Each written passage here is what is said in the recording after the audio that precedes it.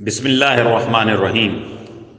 قسم ہے برجوں والے آسمان کی اور اس دن کی جس کا وعدہ کیا گیا ہے، اور حاضر ہونے والے کی اور اس کی جس کے پاس لوگ حاضر ہوں، کہ خدا کی مار ہے ان خندق کھودنے والوں پر، اس آگ والوں پر جو ایندھن سے بھری ہوئی تھیں، جب وہ اس کے پاس بیٹھے تھے اور وہ ایمان والوں کے ساتھ جو کچھ کر رہے تھے اس کا نظارہ کرتے جاتے تھے، اور وہ ایمان والوں کو کسی اور بات کی نہیں، صرف اس بات کی سزا دے رہے تھے کہ وہ اس اللہ پر ایمان لے آئے تھے جو بڑے اقتدار والا، بہت قابل تعریف ہے، جس کے قبضے میں سارے آسمانوں اور زمین کی سلطنت ہے، اور اللہ ہر چیز کو دیکھ رہا ہے۔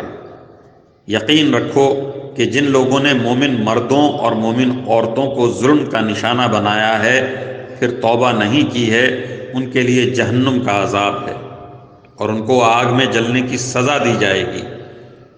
جو لوگ ایمان لائے ہیں اور انہوں نے نیک عمل کیے ہیں، ان کے لیے بے شک جنت کے ایسے باغات ہیں جن کے نیچے نہریں بہتی ہیں۔